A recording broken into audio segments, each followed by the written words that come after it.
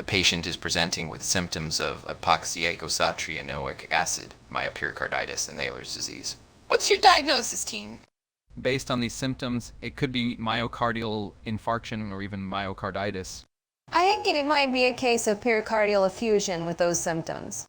I'm leaning towards systemic lupus erythematosus causing the myocarditis. It could also be rheumatic fever leading to myopericarditis. Those symptoms are quite broad. Protective isolation. I'm certain.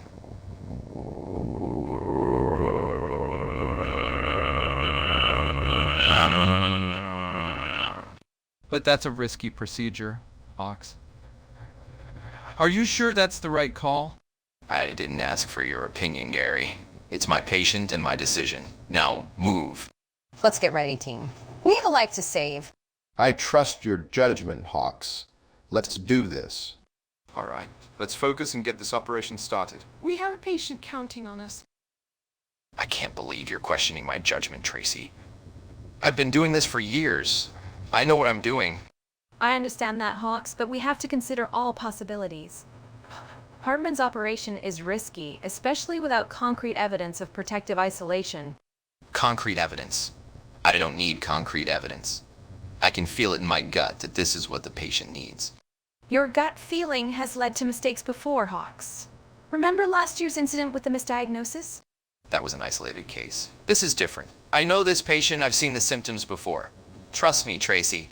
I want to trust you, Hawks. But we can't afford to take unnecessary risks. Let's wait for the test results before jumping into Hartman's operation. Fine, have it your way. But mark my words, Tracy, I'm right about this. You'll see.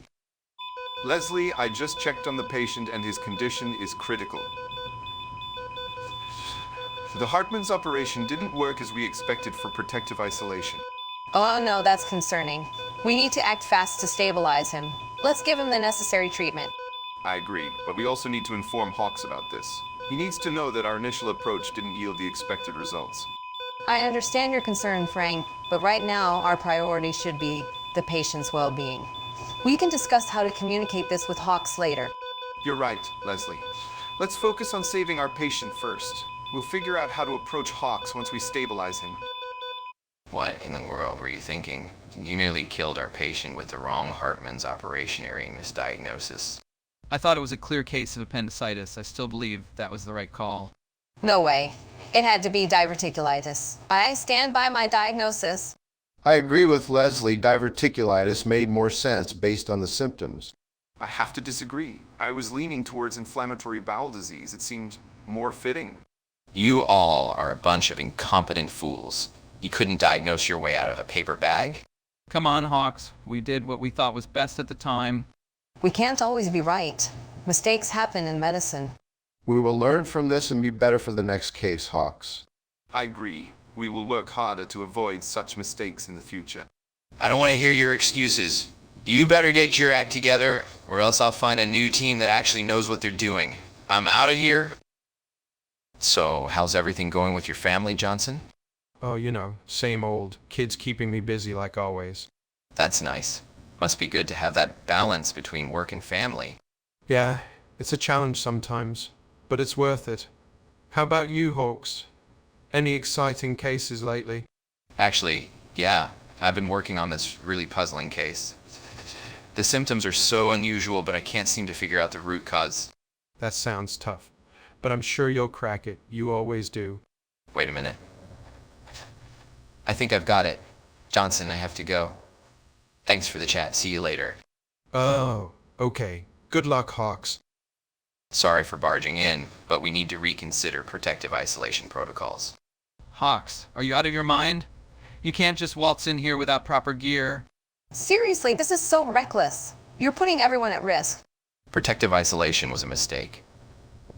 The key here is acromicric dysplasia. Acromicric dysplasia? What's the prognosis for that? Poor prognosis, unfortunately. Decreased life expectancy, skeletal abnormalities, and severe growth delays. We need to contain this properly, Hawks. You can't make such drastic calls without proper evidence. Trust me on this one, guys.